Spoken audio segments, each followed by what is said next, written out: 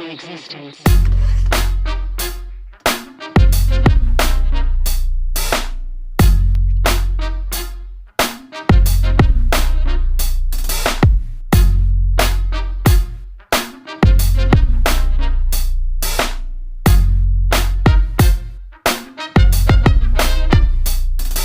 Good morning, everybody. Thanks for joining me on this live stream where we are going to be discussing loudness for various different platforms.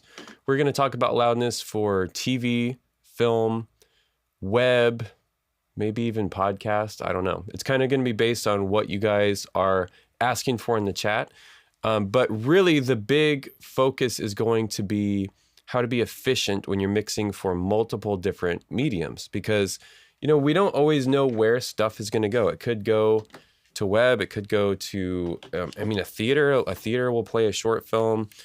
Festivals, are you can't control anything about the festivals. I've been to some really rough ones where it's like a couple of PA speakers set up in a big room. And then you have like the highfalutin fancy festivals where, it's in like a nice theater. It might be at the Grauman's Chinese Theater or a Dolby theater, and you just can't control the playback of your mix. So we're going to talk about how to mix for multiple mediums in one session, whether you're in Pro Tools or DaVinci or,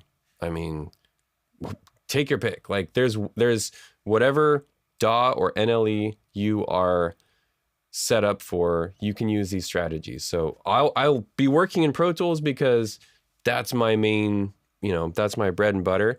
Really comfortable, very efficient with it. But you can apply these same techniques to any single type of software. Even hardware. You can do this with hardware too.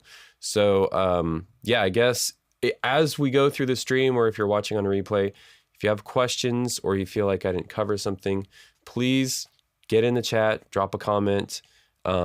It's a good, it keeps me kind of focused on what you guys want to hear. Speaking of which, I didn't do a great job on the last stream of thanking channel members, and I just real quick, this video actually comes from TJ, who's one of the channel members, and so we have our members only Discord here. There's been some really good discussions on loudness and different specs, especially like commercial loudness on, when you're watching something on like Amazon Prime Video or Disney Plus, and you're watching the show and then a commercial comes on and it's super loud. And we're right back where we were like 30 years ago when it'd be a problem on TV. I'd be watching the X-Files. I was like 10 years old watching the X-Files. The little creepy piano was going. Oh, what's going to happen with Mulder and Scully? Bam. You got diabetes, and Wilford Brimley is just booming out of the little square 13-inch TV we had growing up. So we're kind of back there with loudness, and it's a good thing that streamers are taking steps to, especially California, is banning loud ads because it's super annoying. So we're going to kind of cover some of that stuff. But yeah, big thank you to channel members. They're also kind of driving the development of this class I'm putting together. I already have an intro to audio post, which is module 1. This is a very basic kind of primer for audio post production. Anybody who's interested in learning it can check that out. But I'm deep in the midst of my dialogue editing bootcamp.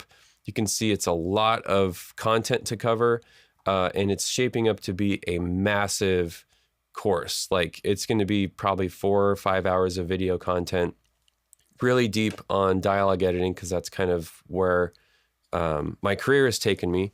So that's coming. It'll probably be done around Halloween of this year. So keep an eye out for that. In the meantime, if you need a primer on audio post, bam, that's already done. So let's get right into loudness, and let's go to Pro Tools for this. Let me just see if there's any questions that I can answer right off the jump. Paul Cruz. It's 5 p.m. here, not morning. I think Jesus will come first here, then you guys will see him later. That's great. 7 p.m. in Istanbul. And yeah. So good. Thank you guys. Especially thank you to all the channel members. I'm going to keep thanking you guys because you guys really keep the channel going. You're kind of like the fuel for the engine. And Simon, we got Simon. Sorry, I don't speak better French, Simon. Are the accents different? Is the accent in Montreal different from the accent in like Paris? I would guess yes, it's quite different. But to me, it all sounds like frog.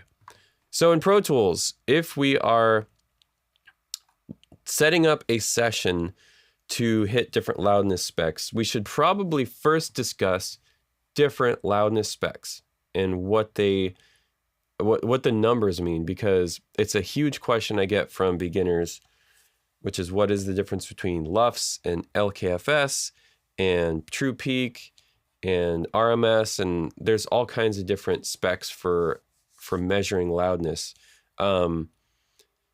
Basically, before loudness specs were, I mean, they've kind of always been around, especially for film trailers. Really, that was kind of the first, I think, thing that had a spec, which was ATSC A85, because the trailers were too loud. You know, you'd get the "in a world," and then the explosions would happen. So that, thankfully, was tamed. Theatrical mixes are still the Wild West. There's no loudness specs for theatrical mix. If you're just mixing for a theater, mix in a dub stage or a movie theater even. Make sure it sounds good. It's not too loud. Played at Dolby 7, although most theaters don't play at Dolby 7 anymore. So Wild West film, you know, theatrical films, Wild West. TV specs and streaming specs are generally the same. They do vary region to region. So if you're watching this and you're in Bangladesh or Tokyo or, you know, wherever that's not the United States, your loudness specs may differ from ours in the United States. Even the UK has slightly different audio specs. So the numbers on those specs are, they usually will have an average or like a kind of global measurement of the program or act. Sometimes it's per act. An act would be from commercial to commercial. So you have the loudness of that, the general, just how loud is the whole mix. And then you have a true peak. And the true peak measurement, any peak measurement is just, well, what's the maximum volume that it gets? So those are the two kind of global variables when it comes to loudness. So you have an average and you have a peak. Now, there are also dialogue loudness measurements, and Netflix uses that. Back in the days of physical media, meaning DVDs and Blu-rays, those mixes were measured with dialogue gated loudness. And the dialogue gating is a kind of rudimentary intelligence parameter that looks at the mix, listens to the mix, and says, oh, this is dialogue. And well, what level is the dialogue at? Because the number one complaint people have with mixes, I can't hear the dialogue. I'm looking at you, Chris Nolan. So that is kind of like a brief overview of loudness. It went from film trailers to TV used to not be really loudness metered. You had your meters and you try to keep it on, you know, around the reference level. But the chain, the broadcast chain that the stations had would compress and limit the mix. So you could feed anything to it and it would just kind of make it be bad, but it would make it basically the same level because they used, just like radio stations, a multi-band compressor and, you know, a series of limiters to normalize stuff. So then the streamers came out and we started to see some specs, some loudness specs. And generally the loudness spec is minus 24 LUFS, LUFS, loudness units full scale. So that's the average of minus 24 plus or minus 2. So if you're minus 26, you're still okay. If you're minus 22, you're okay. And Nelson says, oh, I think you changed your name. He says most of the world's broadcast standard seems to be minus 23. So yeah, and then in the UK, in Europe, it's minus 23. So it's minus 23 or minus 24. Really, if you hit either one, you'll be totally fine because they're within 1 dB of each other. Some specs will call for a plus or minus 1 dB. So check, if you're mixing for delivery, check the specs. That's the number one thing. But the LUFS is the overall loudness of the mix, to include dialogue, music, sound effects, everything, the composite of the mix. Then you have a true peak reading, and true peak differs from sample peak in that the true peak is actually measuring the physical expression of the peak. Because with digital stuff and dithering, it's a digital file that gets converted to analog, D to A, digital to analog, and then it comes out a speaker. So as the samples are played back through a physical device, the peaks can actually go over where the samples are. So it's also called intersample peak by some people, but true peak is kind of the standard. And that is the measurement of like, well, how loud is actually going to pump the speakers when it plays back?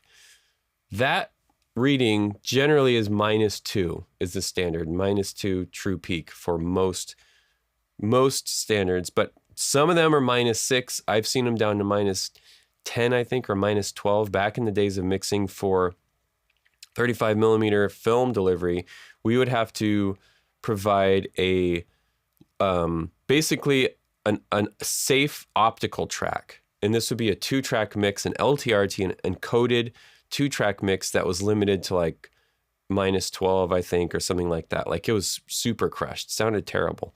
But that's what we had to do. So yeah, the basic standard of like what I suggest people, if you don't have a spec, you don't know where this project is going, just do -24 LUFS and -2 true peak as your hero mix. Like the one mix to rule them all, -24.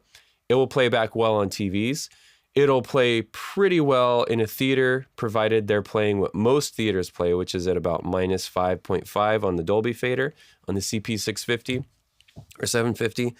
So -24 is great. It's just a good, like, covers all your bases. Not great for web. Web tends to be quite a bit louder, and maybe a little too loud for theater. But how much of us are mixing stuff that's just going to theaters? If you're watching this, probably not you. You're probably mixing stuff that's going to web, and maybe, if you're lucky, broadcast or streaming. So then the question is, how do you have one mix that can output a -24 for streaming, TV, maybe even, a screening in a theater or a limited theatrical run, but also a web mix at the same time? So you're not having to duplicate your mix session, because when notes come back and they're like, hey, we're swapping on a music cue, now you have to track that over 2 different sessions if you have 2 separate mixes. The other thing is, if there's conforms, which there's a lot of conforms, you have to conform twice. Great if you're getting paid by the hour, but if it's a flat rate, not so much. So let's look at how you set up a mix template in both Pro Tools and DaVinci Resolve to cover a -24 and a -16 or -14 mix. The reason I say -16 or -14, -14 is super crushed. And it doesn't seem like much because it's 2 dB, but I try to get my web mixes to -16, because if they normalize it to -14, cool. At least I've signed off on something that has some dynamics. -16 doesn't give you a ton of punch for things like impacts, punches, stings, but -14 is even less so. -14 is like Spotify crushed master type. So I try to mix to -24 and -16. Those are my 2 deliverables. -24 for TV and streaming, and -16 for web. And I'm gonna show you exactly how to do that. So let's see what we got in the chat here. Yeah, IMAX movies are loud. It's, you want to pay for blowing your ears out, go for it. Wow. Jen says, went to see the Neutron, and even through my earplugs, not only was it speaker crackling loud, but the dialogue got buried under the music. Yep, that's the biggest complaint people have, and nobody's fixing it. They're just like, that's just how we mix. Deal with it. You'll pay. So for dialogue gated, does that have to go only on the dialogue aux? No. Yeah, Chase, exactly. You put it on your mix track or your aux, and the loudness meter will actually measure the dialogue through the mix. And that's exactly how they do it when they QC it. So you want to match what QC is doing on your mix. If you mix for YouTube at -16, won't it just normalize to -14 and crush your mix? It probably does a little bit, but I don't care. I don't, I will eat that 2 dB of them normalizing it because minus 14 is just really, really loud. Sometimes stuff ends up there because of the content. Like if it's action heavy, it's going to be minus 14. Like if it's gunshots and cars and stuff like that, it's probably going to be minus 14. Probably my, if it's a short film even, and I know it's not going to, Amazon yet, it's just going out there into screenings and stuff. The whole mix might be minus 22 because it's so action heavy. I think that's fine. I've even mixed stuff where it was over minus 24, and because of the frequency response, it was bass heavy and it was actiony and it was very dynamic. Overall, it was a little hot, wouldn't pass QC, or they would bring it down 2 dB. So some of the specs you do have to take a little bit of a grain of salt, but if you're delivering and there's like, here's a spec sheet, a delivery sheet, you have to meet those. So if you don't, they'll bump it back to you and say you failed, or worse yet, they'll process your files to get them to match. Okay, so let's look in Pro Tools, and I'm going to show you how to set this up. So I've imported the busing from my mix template, which if you want a mix template that covers all this, I've got Resolve and Pro Tools mix templates. So this is all set up for you in these, but I'm going to show you how to do it from scratch. So let's talk a little bit about the busing. Up here, all these muted tracks are my stem and print masters, and you can see I've got a 5.1 and 5.1 M&E and stems. I've got a stereo mix. This is broadcast, stereo broadcast mix, stereo M&E, stereo stems, and then down here I've got a web mix. This is a stereo web mix. I'm going to show you on each aux. The thing I like to use for monitoring my loudness comes with Pro Tools, and it is Pro Limiter. I don't have iZotope Insight on anything, but let's just check out and see kind of what Insight, if Insight jives with what we're seeing on Pro Limiter. So Insight 2 says my integrated loudness is minus 25.7, and that matches with Pro Limiter within 0.1 LUFS. So close enough. Definitely close enough. I mean, it's even dropped down to 0.6 there. And why do I like to not have Insight? Insight is a CPU hog, and I like to be lean and efficient. I like to have as few plugins as possible. I'm already using Pro Limiter as a true peak limiter. It comes with Pro Tools. I don't have to pay extra for it. So if I'm already using it for crushing the peaks a little bit, transparently, why would I not also use the loudness monitoring? It's built into it. I can just turn the red hockey puck off and check my loudness. So that is my 5.1 aux. You can see I've got 6 channels here. I have pink noise playing out the center channel. Short term is minus 25.7. So let's bring this SIG-gen up. It's at minus 20 right now. Let's bring it up till we meet minus 24. Let's go about there, maybe minus 18.5. I'm going to try to get this as accurate as possible. Minus 18.6. We're going to have to go up bit by bit. Minus 18.7. Minus... Oh, I'm going the wrong way, dude. Idiot. Idiot. Oh, we're close. We're within 0.1. Let's pop it down one more. Minus 18.4. Okay. So on our 5.1, if we're delivering pink noise, we're at minus 24. Good. So let's save that over here. And now let's see what our stereo down mix is at. Sometimes the stereo down mix is a little bit off, but we're good. These match. Minus 24, minus 24. So we're good there. And we're going to skip ahead. I'm going to show you how to get to the web mix, but let's just, drum roll please and see where our web mix is at. The web mix is at minus 15.9. So it's almost perfect. It's almost right at minus 16. How do we get from here to there? Funny things are everywhere. Dr. Seuss. How do we do that? I like to do it with two things. And okay, those are off. So the first thing I like to do is use a compressor. And the compressor settings I like are a ratio of minus 17.6. Basically, kind of where the spec is, where I want to hit. This threshold is set right there. Ratio is 2.3 to 1. You could change this to taste. Medium attack and release, 5 milliseconds, 100 milliseconds, 15 dB knee. It's all wet, and I have 3.2 dB of makeup gain. So anything over minus 17, actually it's down like probably minus 14 because the knee is getting, anything over the threshold is getting compressed, and then the whole thing's being brought up 3.2. So with this, I have brought the gain up to minus 21, which is not very much, right? It's not much at all. It's really just to shave off the peaks. So when stuff does get loud and I have sustained sequences that are over this threshold, it's bringing them down pretty transparently. This Pro compressor is really nice for that. But that only gets me to minus 21. If you look at the limiter settings here on the web mix aux, they're actually doing a lot more than the compressor. And the threshold I have down at minus 7. So this is, you can see if I lower this even more, the output starts to go up.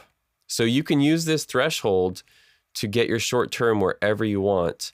And this limiter is pretty transparent. It's maybe not as transparent as the FabFilter one, but it's very efficient. It doesn't have all the fancy, like graphs and stuff going on and colors and like, the FabFilter plugins are very colorful and beautiful. And this is like just a beast. This is just like an old Chevy pickup truck. It's gray, it's got knobs, and it works great. So I'm using a little bit of compression on this web mix aux, but I'm more so using the limiter threshold to bring it up to where I want. So that is exactly how I do it in Pro Tools. Now let's look at how I do it in DaVinci, but first let me go through some comments here. JC Gallo says, when measuring just the dialogue, aiming for minus 28, do you highlight a scene, then quick bounce to measure where it's at, then either increase the clip gain for each scene? Oh, that's a good question. So you're talking about dialogue dynamics. For dialogue dynamics, I try to keep it between minus 30 and minus 15 or so. If people are yelling, let them yell. If they're whispering, let them whisper. But constrain the dynamics a bit. I don't like it when films let the whispers get so low that you're like straining to hear it, especially in a home listening environment where you have, 6-year-old kids running around banging pots thinking they're Chad Smith, or the dishwasher running, or the aircon or heaters on, or your next door neighbor is pumping out D&B at 200 decibels. You can't account for all those things, but I don't want to lose the dialogue and just the ambient noise of the room. We're going to look at DaVinci next. So Zakar, thank you for that. No, JC Gallo, that's a good question. Tom, do you prefer overwave? Insight overwave stats in RX, or maybe my RX is outdated. I don't like to use, I use Insight for some monitoring. It's possible. So the other thing, let me see if I have it installed on here. I might not. Yeah, I don't have it. I don't have it installed here, but there is also Nugen. Nugen has a loudness monitoring plugin that a lot of people like. I think the ISL, the intersample limiter, has loudness. And then Youlean Loudness Meter. Let me actually find the website for this real quick. Youlean Loudness Meter has pretty advanced stuff, even in the free version. It does only stereo for the free version, but the pro version, let's see how much it is. $39. That's great. I would take that, definitely. It's, it's kind of a no-brainer. It's cheaper than most of the other loudness monitoring plugins. But like I said, Pro Tools, I just use Pro Limiter. But you can see I'm using a combination of a little compression just when things get loud, it brings them down, but then more so limiting because the limiter is more transparent. And no, the limiter does not have dialogue gated measurement. So what I do for that is I'll either put inside on or kind of a cheater way, I'll go to the dialogue aux and look at because I have a limiter on every aux. So I'll open up this pro limiter on my dialogue aux and just look at that and see where it's at. But generally, here's what I've found, Chase, is that if you are mixing in a calibrated room and your mixes consistently hit -24, what generally tends to happen is your dialogue is going to be -27. And maybe it's like good fortune, but that's kind of just the way it works out.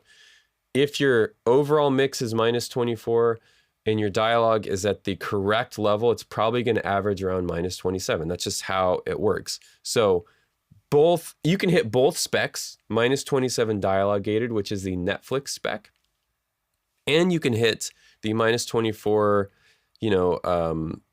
everybody else spec with the same mix because they kind of go with each other. So good question. Hopefully that answers it. All right, let's go to DaVinci because I know we have a bunch of DaVinci cats in here, and let me make this kind of the right size. And I need to turn off my dual screen. So in DaVinci, you can see I'm in the Fairlight tab. And it's got so many cool things with like monitoring, stuff that I wish Pro Tools had. And this mix template that I'm in is also on, I have to spam this. It's this template right here. It's $35, which gives you a 5.1 stereo and a web mix all in one mix template for DaVinci Resolve. So you can totally set this up on your own. It's got a bunch of tracks, bunch of routing to get the same deal. I've got a pink noise here. And the cool thing about this, instead of having a bunch of limiters and stuff for loudness, you can actually just check it out in Fairlight. And I have to remember how is it this one or this one? It might be that one. Okay, yeah, so it's the meters. You open the meters. I'm used to having dual screens, so I have to like figure out with it all smushed onto one screen. So if you open the meters, you have this loudness monitoring section right here, which is killer. Like, I wish Pro Tools had this. I mean, Pro Tools could totally have this, like, let me close these. Up here, it's already got meters. Just give me a little loudness readout here, I can turn off my Yukon and MIDI grid and just have a loudness monitoring. Yeah, it doesn't, I wish I could just turn on loudness monitoring in Pro Tools. But, give them 15 years and they'll probably add that. So in DaVinci, in the loudness, you click the three dots and you have all the specs: ATSC A85, BS 1770-1-4, EBU R128, which is very common, OP59, don't know what that is, Netflix, which is dialogue gated. You see it's got dialogue and integrated here. You've got YouTube, you've got Disney 2.0, 5.1, and Apple ASAF. I think ASAF was in the Old Testament, something maybe, I don't know. Maybe he was into loudness monitoring. So let's look at the Disney 5.1. And I think, and I have it muted, so you guys won't hear it. It's just pink noise anyways. But the crucial thing here is you can actually choose what you meter and choose what you listen to. We are listening, well, we're not listening. We're looking at the 5.1 mix bus. So let's see where that's at. It looks like our integrated is about -27. Let's just bring that up and try to get it to -24. If you stop playback and then start it again, it should reset the readings.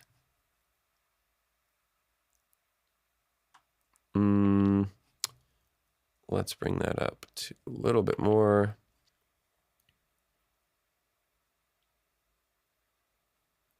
Okay, integrated is 24.5. Let's just check it with like 1770-4.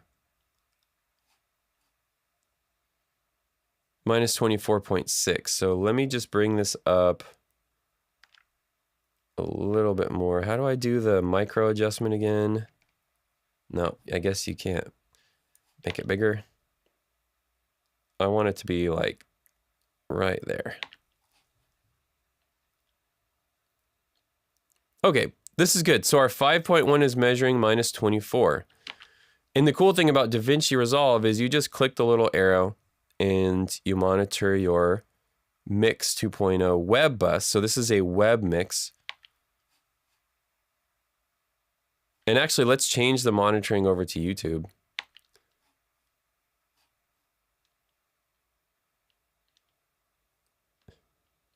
And our integrated is at minus 14.6. So same thing, one mix template, and you've got multiple mixes to deliver. So how I've done this here is, oh gosh, and now I have to figure out how to, okay, here's all the buses. It's the same basic idea, which is everything is bused to the proper stems and mix buses and everything and down mixed automatically, which is very cool. And then it's going to a web mix. And I now have to remember how to, is it plugins? Nope, that's automation. I have to do dual screen, I think. And then bring this guy over here. This is how I'll do it. Still learning the ins and outs of Fairlight. So here's the kind of mixer in DaVinci Resolve Studio 20. If I scroll over to my buses, let's see what I have on my web mix bus. I got a little sauce EQ on here. I'm cutting off the bass below 60 hertz because if it's going to web, people are probably not watching on a hi-fi system. If they are, they shouldn't be watching the web mix. They should be watching something else. But then the limiter controls, same deal. I'm using the limiter to bring up the level instead of a compressor. Actually, I think I do have some compression on here. 4 dB of makeup gain, similar setup to the Pro Tools template. 4 dB of makeup gain, a low ratio, and pretty slow attack and release. And the limiter is doing the rest of the heavy lifting. So the limiter is lifting stuff up, 7 dB, 6 dB-ish, and then the compressor is doing 4 dB. So that adds up to where our integrated is minus 14 and on our web mix, but our integrated on our broadcast mix is minus 24. So you can have the same type of makeup gain and everything in DaVinci as you can in Pro Tools. So yeah, that's how I do it in each piece of software. And let's just look at some of the comments here. Okay, to lower dialogue LRA, what would be best, track or bus compression? Okay, we didn't talk too much about LRA, so let's talk about LRA. LRA stands for long range average. Or no, sorry. Is it? Let me look at the.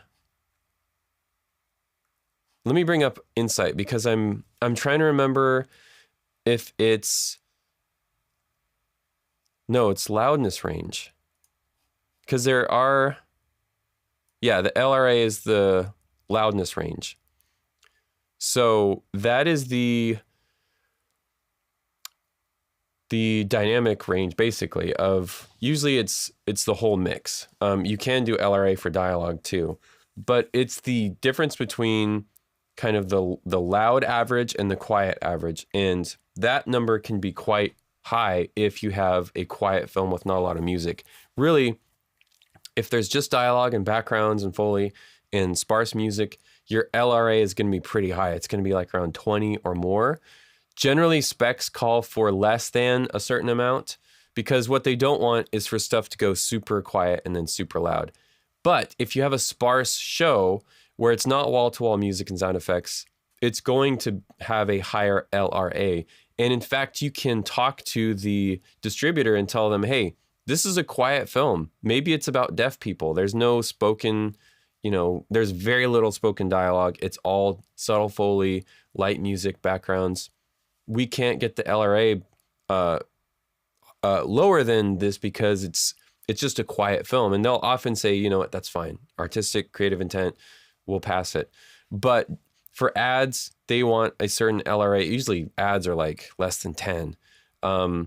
And for like your standard shows with music and, you know, they're a little denser than maybe they used to be back in the 50s and 60s. You want to try to get that LRA below 20 for it to not be overly dynamic. And that's really what that number is aimed at reducing, is the ear covering. You know, it's loud and now I'm straining to hear when it's quiet. But if it's just silence or room tone, like, it's going to be very dynamic. So great question. And to lower the dialogue LRA, the thing I like to do is ride the VCA of the dialogue up when there's quiet, you know, whispered low voice sections, and then ride the VCA down on yelling. Because what happens when people yell is it's usually very easy to hear what they're saying, because they're projecting, they're moving the most air out of their lungs as possible. And it's usually very clear what they're saying, because they're yelling out commands, mandatos, where they're like, you know, do this or do that, or I'm mad. And you can tell like what their intent is. The opposite of that is whispered, you know, mumbly Tom Hardy type stuff, where they're not even moving their lips very much and you can't really tell what they're saying. Maybe you can't understand what they're saying. There's less air moving through the vocal cords to get the clarity. If you've played an instrument like a trumpet, think about this. When you play a screamer note on the trumpet, how much air do you have to push through that? And how clear is the pitch on that? It's like crystal clear. If you're playing the lowest note you can play, like the low B flat or whatever, it's like flabby, and you have to use so much air to get it to be clear. Same thing happens with dialogue. So you have to artificially bring up the low stuff, and less so, but similarly artificially bring down the loud stuff to try and squeeze everything into that box of minus 20 LRA or less. Some delivery specs will call for 10, you know, and that's a little harder to hit. Stuff starts to sound really trailery and compressed to do that. So while you can use compression, you can use plugins to solve that. Use your ears, use your faders. That's the art of mixing. And it's also the hardest thing to master. You know, anybody can throw a plugin on it. They'll have 20 plugins on their bus and be like, look how great the dialogue sounds. Did you do it or did the machine do it? Got to answer that question for yourself. See. With this routing, will your web mix sound less squashed than if you had mixed rate to minus 16 to begin with? I think it'll sound more squashed, but what you can do, so this routing is great because what you can do, Chase, is listen to the web mix. So in Pro Tools, what that means for me is I will, you know, not worry too much about this, and I'll just listen to the web mix. That'll be what I monitor. Similarly, in DaVinci, I will set my monitor from, you know, whatever it needs to be, whatever the main mix people are going to listen to, that's what I'm monitoring. So if I know it's mostly going to go to web, I'll listen to that. If I know it's mostly going to go to like a streaming, you know, Amazon Prime, Netflix, whatever, then I'll listen to the 5.1 mix bus. If I know that it's maybe a local station, then I'll listen to the stereo broadcast mix. So you want to attempt to monitor what the majority of people are going to hear. But the nice thing about having a template set up like this is you can output all the mixes that you need in one session. So yeah, you're mixing for the main platform, but you have all your bases covered, because, you know, it might be that, hey, this is just going to be a YouTube show. Okay, well, let's mix for YouTube. But then down the road, it goes to Amazon Prime. I've gone on Amazon to find something to watch, and it's like Preston Plays or one of these YouTubers. Like, you went from YouTube to Amazon instead of the other way. Like, your show starts big and then it goes small, and you have to upload it to YouTube. So having a mix template that does both covers you for all your bases. And that's one of the best things about it. You don't have to duplicate your mix and redo it. It's just all in one session. So good question. Let's see. We got somebody from LA, Noah. There's some, I do kind of miss LA. And he says it's rainy there. I remember when it would rain, it would kind of wash all the bums out of the LA River. And unfortunately, some of them would get caught up in the floodwaters, and there'd be usually a bunch of like fire department guys rescuing them. But yeah, LA kind of stinks when it rains. Like, it just smells gross, but it is nice. It gives you that kind of like Blade Runner feel. Alexander Edit says, if you artificially bring up the quiet dialogue, you'll be bringing up the noise as well. How do you deal with that? You can use noise reduction. The other thing is, if the dialogue edit is done properly, which it's probably not, just being honest with you, it's probably not done right. If the dialogue edit is done properly, globally, the noise will be brought up, but it's going to be consistent through the entire scene. And so what happens when you watch it is your brain filters it out. So you may have to use a little more noise reduction, but I would rather have louder, quiet dialogue that's a little more noise reduced versus having to reach for this guy and turn it up myself. So if you leave your dialogue too dynamic, people will remix your content. And I don't want that. I want people to leave the remote on the table, on the couch, and just experience the mix. So yeah, artificially bringing it up, quiet stuff, it's just a good practice to get into. It also then reveals more. So then you'll see like, oh man, this dialogue edit is not very good, or I need to, tweak the noise reduction or EQ a little bit. So it does maybe reveal more problems, but that's good. You want to have it be perfect, or as close to perfect as you can get in the time you're allowed. So I think it's good to do that. It's also good to just monitor when you're dialogue editing at a loud level. I want to hear every tick, every pop, every bump, every thump, every heartbeat, every cloth, zhush. I want to hear everything so that I can deal with it so that the mix goes smoothly. Okay, good question. If loud dialogue is minus 27, what level? How loud? So loud dialogue, if you're talking about normal dialogue, is minus 27. That's what you should aim for. If loud dialogue is minus 27, it's going to be like theatrical mix level, and then the whispered parts will be like minus 40. But if normal dialogue is minus 27, I would say get the whispered dialogue to like minus 32, 33-ish. Like, you don't want it to be that much lower, because it's hard to understand people when they're whispering. So if you let it drop, 20 dB for a whispered scene, and people are watching it at home, they will not be able to hear what the people are saying. They'll have to read their lips. And then let the loud stuff be loud. It can go up to like minus 15 or so. Briefly, you don't want to hurt people's ears. But good question. I don't know if you already talked about it, but what do you usually do if you need to deliver different LUFS versions, like streaming? That's exactly what this whole stream is about. I'm not going to repeat it, so you'll have to go back and watch. Mike Wax says, for longer content, do you use the histogram to find loudness problem points in your mix? It's a good question. I would say early on in my career, I would do that. I was big into being on my screens, very, very visual focused.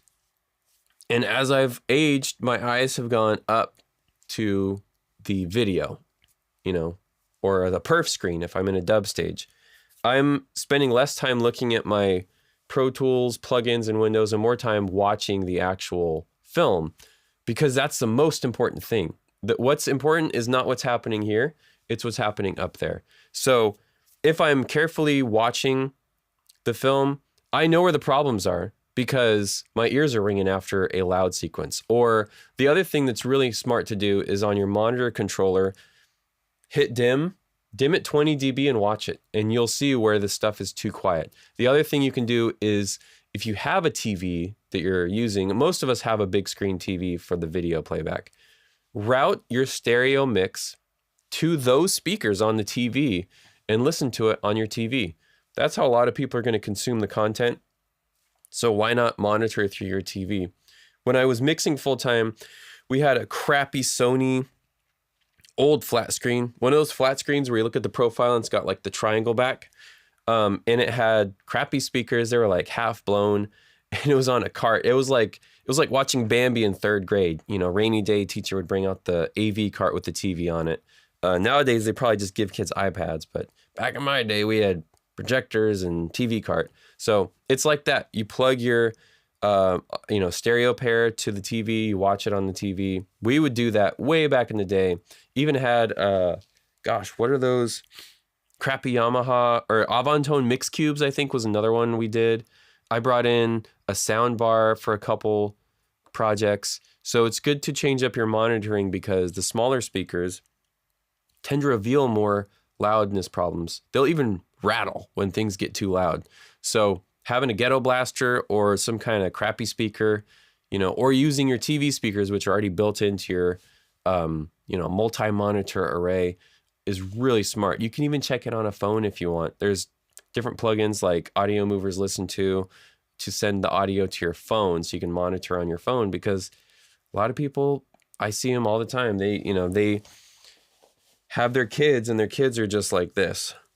Like they're just when I went to LA last time, we went out to BJ's for dinner, and I saw this dad, I heard the dad coming up the stairs of the parking garage and, "Come on, Charlie, let's go." And I heard Charlie's footsteps dragging, and there was a 7-year-old like this. Like he was just like it was like almost a, one of these. And I thought, man, not to like judge another parent, but what are you setting your kid up for by doing that? By just having him be a tablet kid, chucking a screen in front of him. I think it's really, really dangerous. Off topic. But anyway, so yeah, the TV cart. Yeah, I missed that. Is it best to mix to the highest common denominator or the lowest? Great question. My goodness, what an awesome question. I guess that's why you're number one. You got the crown on your comment there. So that is such a great question, and it's such a hard question to answer, because who are you mixing for? Are you mixing for the director, or are you mixing for the consumer? The consumer doesn't pay your bills. The producer and director are paying your bills. So keeping your client happy is the number one thing. That's like how you get long-term clients. I've had some clients for 15 years now. And it's because if I'm presented with the choice of, well, do I make the client happy, or do I say, no, client, you are wrong. I'm going to mix this for the masses. I'm a man of the people. I'm going to mix this for them, not for you. Well, they would say, thank you very much for your work. And they'd move on to the next person. So talk with your director or producer and figure out where this project is going. Is it going to a film festival? Maybe it's going to Tribeca and they're very concerned. It's a huge festival. We want this to sound great for the festival. Well, okay, turn your monitors up to 85, rent a dub stage, go to a theater, check your mix for that prestige, mix for the champagne glass and black tie event where they need to wow people with the mix. Mix it for that and let them know I'm mixing for that. There's a chance you might need to come back to me to adjust the mix for streaming, but let's get this done for the screening, where they need to sell the film, they need to make an impact, the actors need to feel, that like, wow, this is amazing. So mix for the client, mix for whatever they're most concerned about.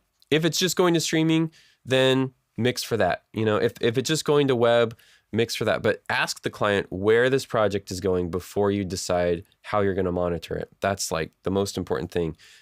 They might come back to you, and just let them know that, like, hey, I'm going to mix for this.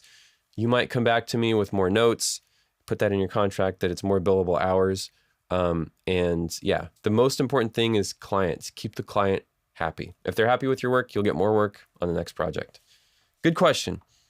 So I would say highest common denominator. That's kind of where that diatribe ended. I know it was a long walk for a short drink of water.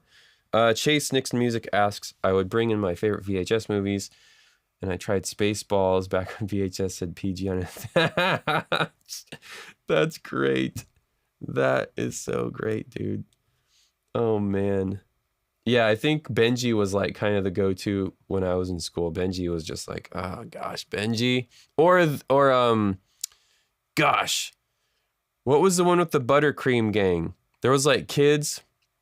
I'm gonna have to look this up. Let me look this up real quick, because the buttercream gang was one of those eye-rolling things. It's literally called the buttercream gang. That's what it's called. It's literally called the buttercream gang. Oh my goodness. Oh my goodness. And the audience review says, the most disturbing, bigoted film I've ever seen. The Buttercream Gang is not only a horrible movie, it is quite fascist as well. Everyone in the film has blonde hair except the bad guy who has brown hair. There are no Hispanics, Afro-Americans, or Asians. That is hilarious, dude. Yeah, I don't remember. I'll have to do a deep dive on the Buttercream Gang. But it was like, gosh, what was it? Was it a faith-based movie? Is that... Why did we watch this in school then? Yeah, these other people on Reddit are saying they watched it at school when it rained and they could never find it. Yeah, okay, so what it is like a vanilla Stand By Me. It's so fun. I know this is way off topic, but it's hilarious. And I remember the gang was like, they would like mow lawns for money or something. And the bad guys were like throwing bottles at railroad tracks. Like that was a crime they committed. I'm going to have to check. I might have to watch that with my kids. Oh man, what a great way to start my day. Okay, let's go back to some comments. I think it's important to let the client know that there isn't one mix that will make everyone happy. Yeah, I mean, once you've been mixing for a while, you can get it pretty close, but like, it's always going to be, you know, it's, oh, it didn't sound good on my phone. Like, well, yeah, because the speakers are like 2 millimeters wide. Yeah, let me just check my outline real quick and see. Okay, just to recap kind of the major target specs. You've got your broadcast mix at -24 LUFS and -2 true peak. You've got your web mix at -14, or I like 16, -16, -2 true peak. And you've got a podcasts, I believe, are -18 or -16, somewhere around there. It's been a while since I've done a podcast. Then you've got your theatrical mix, which is whatever you want, you know, mix it at 85, hopefully. And then you've also got the Netflix spec, which is kind of the outlier, I forget how to say it, which is dialogue gated. And it measures the entire program, the whole mix, but it just pulls out the dialogue and tells you what percentage of your mix is dialogue and what level it's at. But like I said, generally, that spec and the -24 spec, they match up. Like if you get your dialogue at -27, once you add the sound effects and music, your whole mix will be around -24. A couple of gotchas or traps to avoid would be too dynamic. I don't like having to reach for this guy, my remixer. I don't like having to duck the mix when stuff gets really loud. And the directors always, well, not always, most of the time the directors are the ones pushing for that. Let's make it loud and exciting. And so you have a shootout that's -8 or something crazy loud. And then people start talking and it's like whisper, whisper, super quiet. That has a lot to do with the technology. It has a lot to do with the acting styles now, which if you have seen a movie like 12 Angry Men, I know it's an old movie, it's black and white, there's not a lot of music going on. It all takes place in like the jury deliberation room, but it's such a great movie for sound. I mean, even though it's dialogue driven, like the performances back then were just crystal clear. Even when people were emotional, like they would still be clear. Even when they were trying to be quiet, they would project, they would use their diaphragm to support their voice. And nowadays, actors have learned the microphones and the noise reduction tools. And so they will whisper right on the edge of what you can even hear if you were right close to them. And, you know, on a noisy set, that's not good. So you have to kind of work against that when you're mixing, and like limit the dynamics. Don't let stuff get so buried in the mud that people can't listen to it without touching their remote. And feel free to push back if the director's like, hey, I want this to be really loud and this to be quiet. You have to make your client happy, but you're also the voice of experience. Don't be afraid to say, okay, we can do that, but here's what will probably happen if we do that. But then do it. Like, don't say, no, I'm not going to do that. Unless you're getting to the point of like causing hearing damage, then you need to. One thing I know some mixers have done is brought earplugs. If you're bringing earplugs to your mix, that's a really good indicator to your director that it's too loud and it needs to be brought down. So yeah, that is just, don't be afraid to push back a little bit, but you do have to keep your clients happy. So it's tough. It's probably the hardest battle to fight when you're mixing is the technical and the creative and the relational, sales management, customer service aspect of it.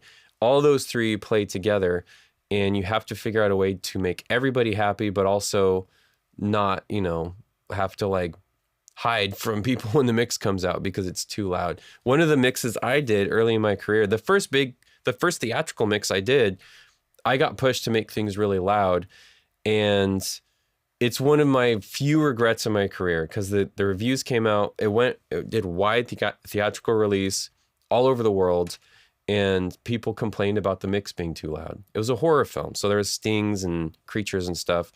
And this is my first big mix. I wanted it to be punchy and big, and I went too big with it. The director was happy, producer was happy, picture editor was happy even. But those guys, they didn't have a 25-year-old's ears. They were like 50s, 60s. Their hearing was half gone, and I should have pushed back a little bit and just tamed it enough to not be so aggressive. And it's one of my few regrets. So push back a little bit, but also keep your clients happy, and your career will benefit from that. Just go through any last couple of comments we have because I got to get to work. Yeah, how common is it for mixers to remix after theatrical release? Very common. So Blu-rays can have a theatrical mix. Master and Commander is one that people use as a reference for a theatrical mix on a Blu-ray. Generally, they do a near-field mix on those. Okay, Jen is asking about the boot camp. Will there be a DaVinci version as well? So the boot camp is set up to be platform agnostic, and I actually I've shot 3 of the lessons so far, and it doesn't matter what DAW you're using.